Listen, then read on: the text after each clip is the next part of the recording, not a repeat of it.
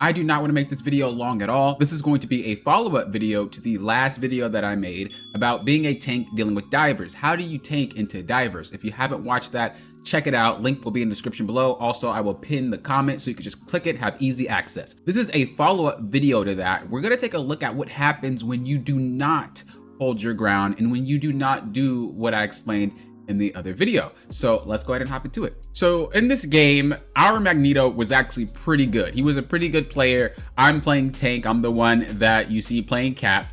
And one thing that you'll notice is that this player decides to peel for his backline when they die. Now we talked about this in that video, but check what he does. Check what he does. Again, not a bad player at all. I actually had to type to him. So check what he does. Look. Instead of going to take space and finishing off the KO that he set himself up for, instead of really pushing forward with the cap, that's diving the backline as well, this would be a 2v4. He would be able to pick her off, he'd be able to pick her off, and we win this fight 2 free picks. I could have attacked as well, but I noticed that he wasn't paying attention and nobody was really paying attention. So I decided to back off. I don't think I got KO'd. I think I just backed off. Now, I did explain in that video that it's okay to focus things that are around the objective.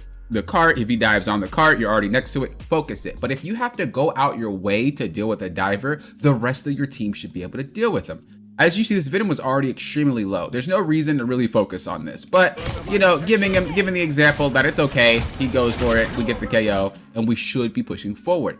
Now, if that Venom were better, he would have swung out, which means that it would have been a waste of time for Magneto to even focus on that. He could have gotten 2 picks. By the time Venom swung out, he wouldn't have had any strats to heal. We take out Venom, we win the fight, we move forward. The fact that we're peeling for our team makes this a much more complicated and slow fight when we could have had a pick and it could have been done already. So here is the second example of the player kind of just chasing for not really any reason. So we're fighting together, we're doing our thing, right? And we get off, instead of fight on the point, we get off proceeding to chase. Obviously, Magic then dipped the other way, so he had to react, but he was already in the mindset of just leaving and dealing with the diver.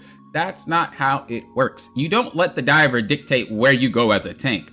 The tank plays the game where the tank wants to play the game. There's not really a reason to go back there and deal with her because there's no problem. And then we get to the point again and we take her out.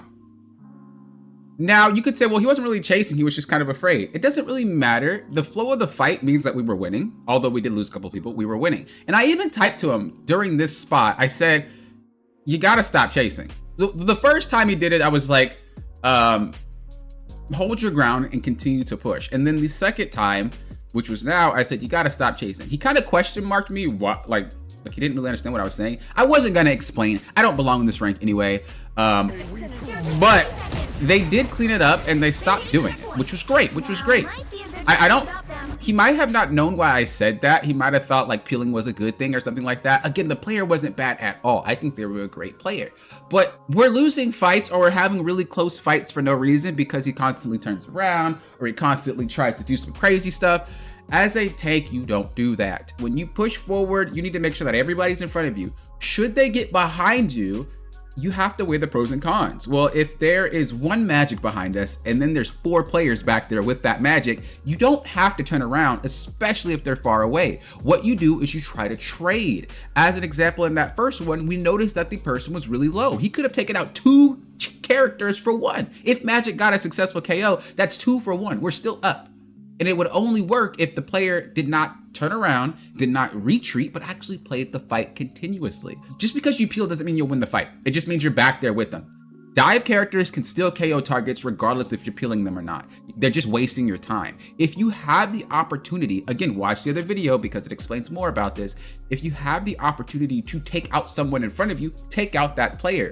If you are too far away to deal with the diver, don't worry about the diver. So I just kind of wanted to share with you what happens in an instance where you start going to peel and you don't really have to, or you shouldn't really be doing it. You start flipping your camera a lot as a tank. You have to learn to hold your ground. If something gets by you, okay. If you're starting to get pushed, you have to back up and allow that space to be created. Eventually, you'll go so far back that the character that's behind you ends up in front of you and you're regrouped with your team. You don't just flip around and try to do things because you're gonna get attacked from the front as they start collapsing on you, and it just makes the fight a whole lot worse. So I hope this video helped you guys out. As I said before, check out that other video if you have it. It explains it further detail, kind of what I mean, but I wanted to really share with you what you should and shouldn't be doing when you're tanking and how to deal with dive a little bit better. When you start flipping your camera around, when you start backing off of fights that you're already winning because you're afraid of your backline, they should know how to play the game without you. Tanks don't do that. About 20% of the time they will do that. It just depends on the situation. And we do talk about that, of course, in that other video, but I really just kind of wanted to get down to the nitty gritty about what it looks like in an example and how this would be abused if it were higher ranks. As always, thank you guys for watching. Until next time, you know what I always say. Think you guys should do a what? Poppin' often. We'll often.